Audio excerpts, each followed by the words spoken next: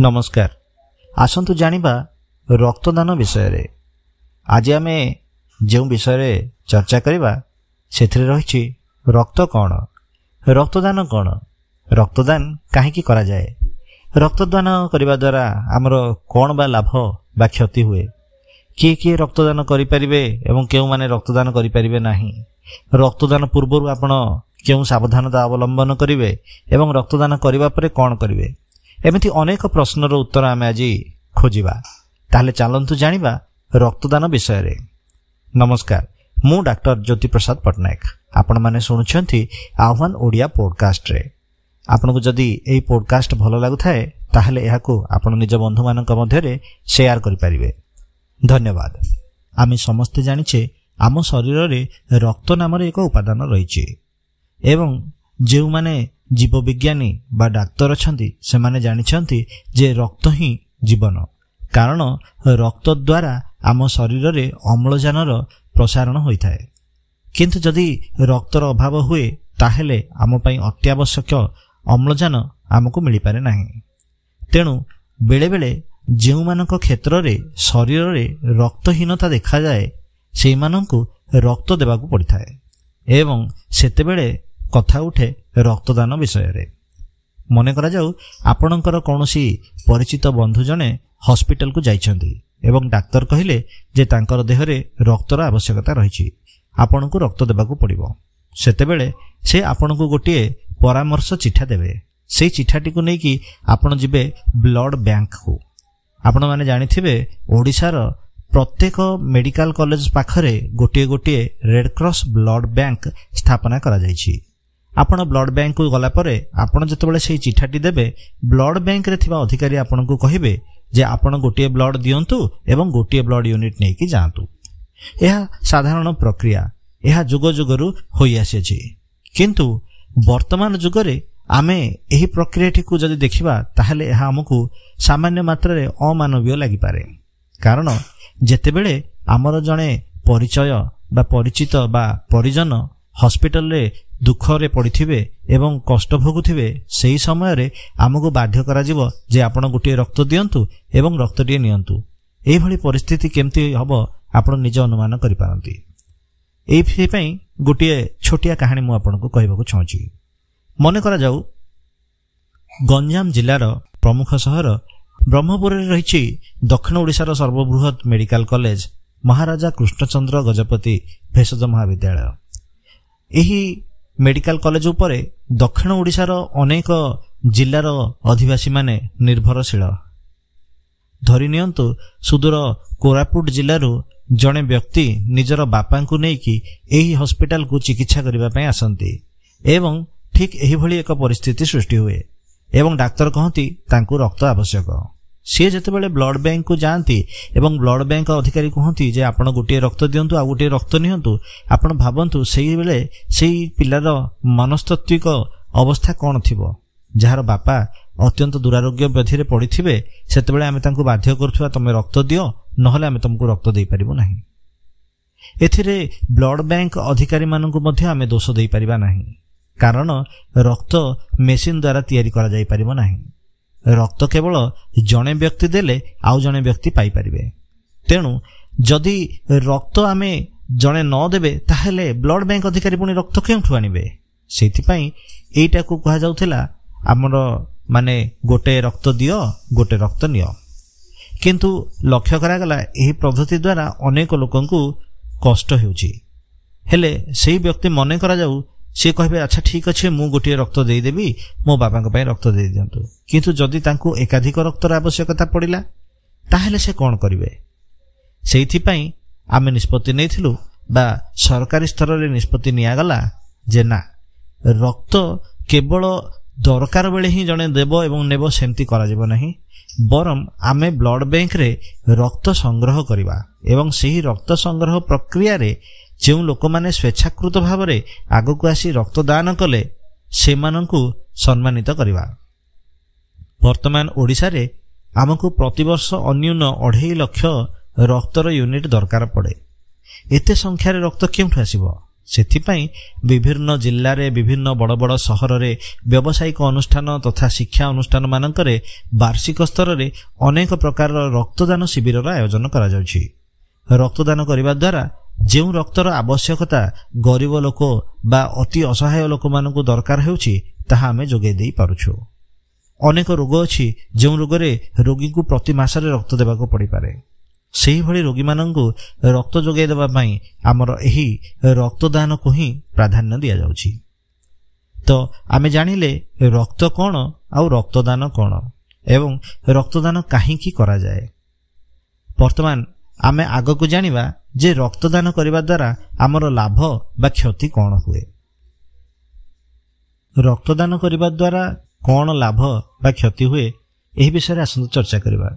ଆପଣ ସିନେମା ମାନଙ୍କରେ ଦେଖିଥିବେ ବା ବିଭିନ୍ନ ମାଧ୍ୟମରେ ଦେଖିଥିବେ ଯେ ଜଣେ ଲୋକ ଶୋଇଥିବେ, ତାଙ୍କ ହାତକୁ ରକ୍ତ ଲାଗିଥିବ, ସେଇଠୁ ପାଇପ୍ ଲାଗିକି ଆଉ ଜଣଙ୍କ ଦେହକୁ ରକ୍ତ ଯାଉଥିବ।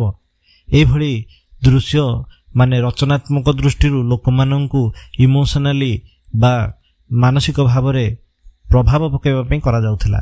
କିନ୍ତୁ ପ୍ରକୃତରେ ରକ୍ତଦାନ ସେମିତି କରାଯାଏ ନାହିଁ। ଆଧୁନିକ ଯୁଗରେ ବା ବର୍ତ୍ତମାନ ସମୟରେ ରକ୍ତଦାନ ପାଇଁ ବ୍ୟବହୃତ ହେଉଥିବା ସମସ୍ତ ସାମଗ୍ରୀ ଭଲ ଭାବରେ ବିଶୋଧିତ ହୋଇଥାଏ। ତେଣୁ ଆପଣ ରକ୍ତଦାନ କଲେ ଏହାଦ୍ୱାରା ଆପଣଙ୍କୁ କୌଣସି ପ୍ରକାର କ୍ଷତି ହେବାର ସମ୍ଭାବନା ନଥାଏ।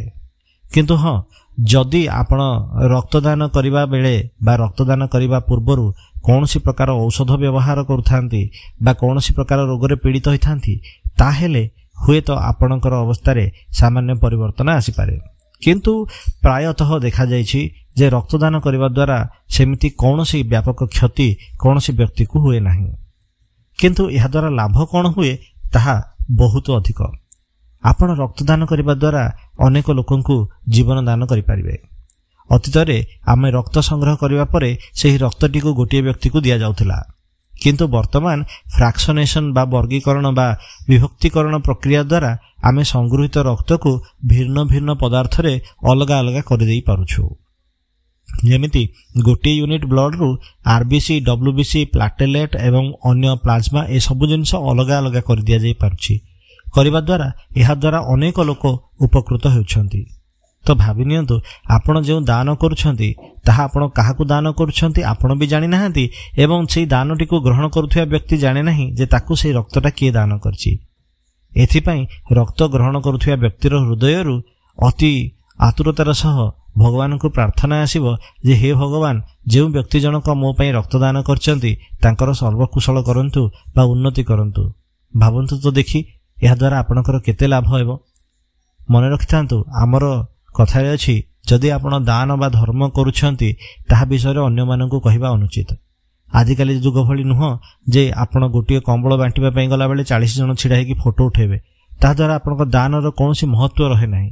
କିନ୍ତୁ ରକ୍ତଦାନ ଏପରି ଏକ ଦାନ ଯାହା ଆପଣ କାହାକୁ ଦେଉଛନ୍ତି ଜାଣିପାରନ୍ତି ନାହିଁ କିମ୍ବା ରକ୍ତ ଗ୍ରହଣ କରୁଥିବା ଲୋକ ଜାଣିପାରେ ନାହିଁ ଯେ ତାକୁ ରକ୍ତ ଦେଇଛନ୍ତି କିଏ।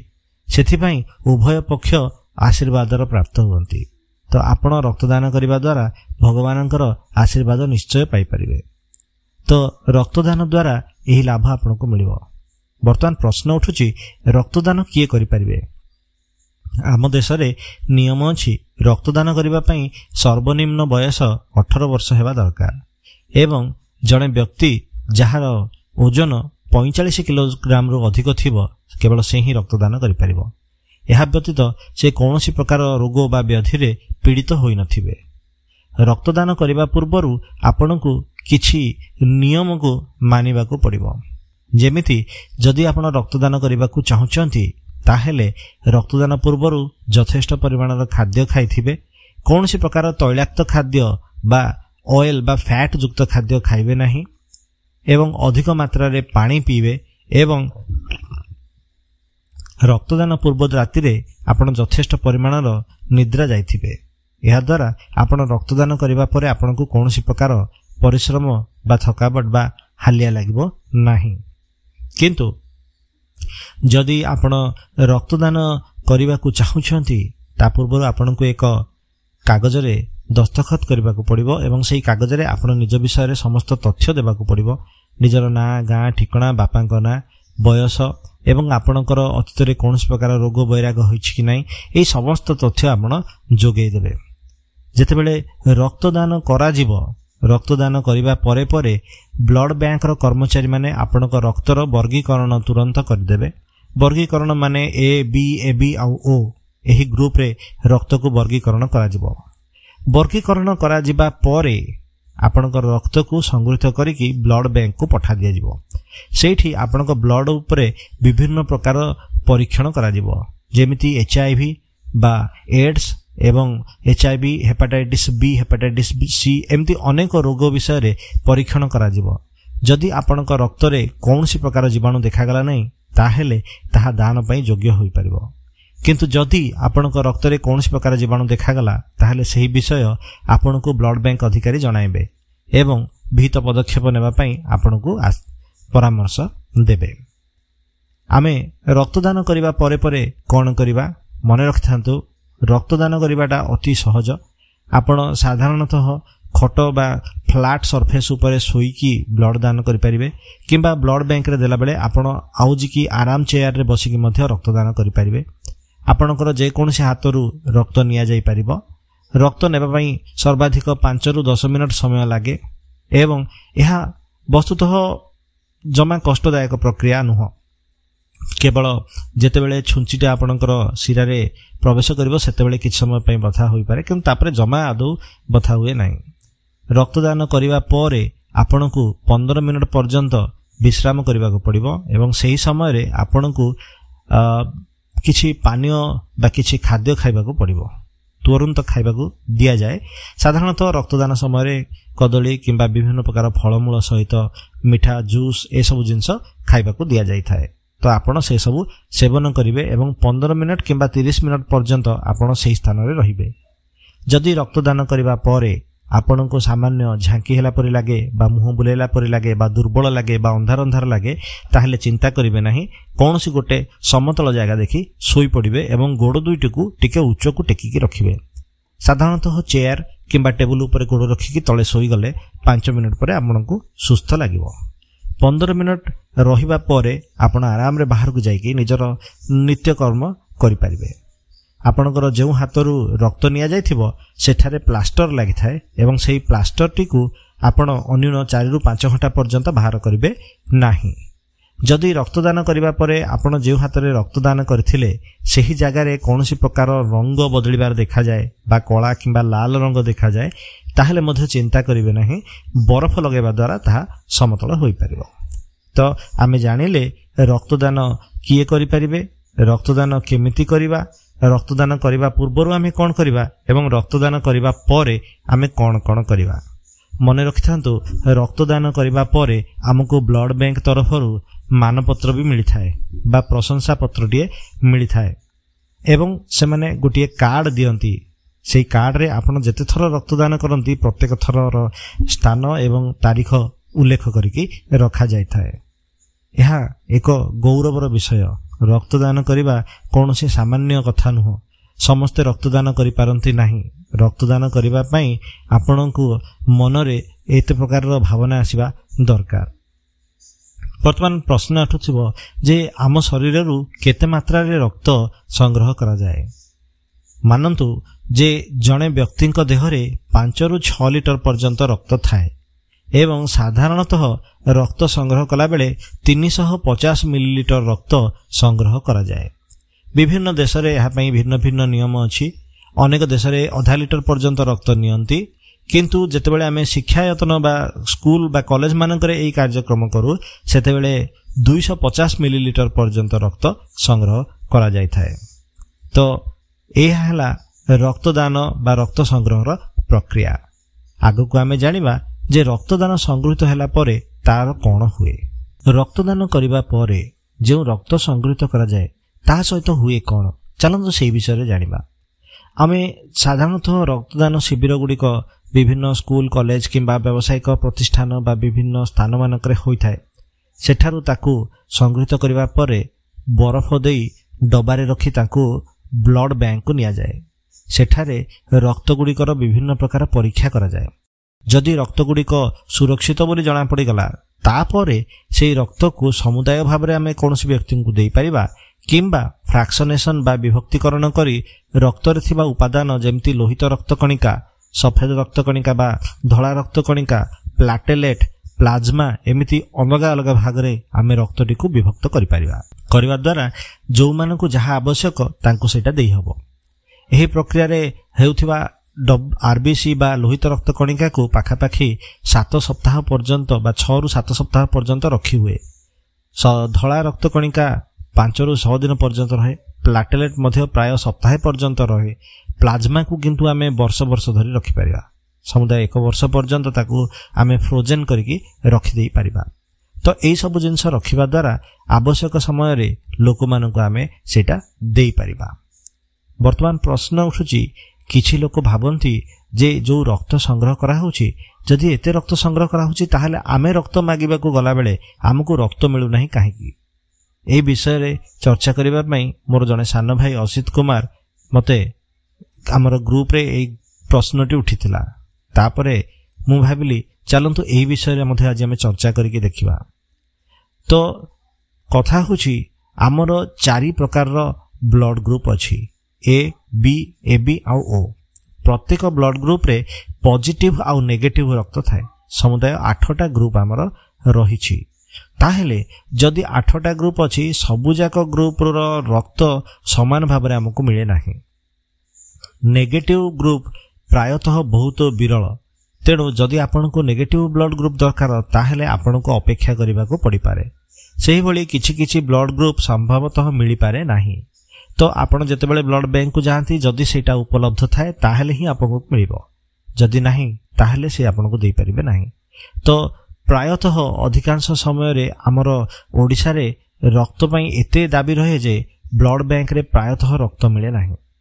ଯେଉଁଭଳି କରୋନା ସମୟ ଆସିଲା, କୋଭିଡ୍ ସମୟ ଆସିଲା, ସେତେବେଳେ ଲୋକମାନେ ବାହାରକୁ ବାହାରିଲେ ନାହିଁ, ରକ୍ତଦାନ ଶିବିରମାନ ଆୟୋଜନ ହୋଇପାରିଲା ନାହିଁ, ତ ବ୍ଲଡ୍ ବ୍ୟାଙ୍କମାନଙ୍କରେ ରକ୍ତର ଘୋର ଅଭାବ ଦେଖିବାକୁ ମିଳିଥିଲା।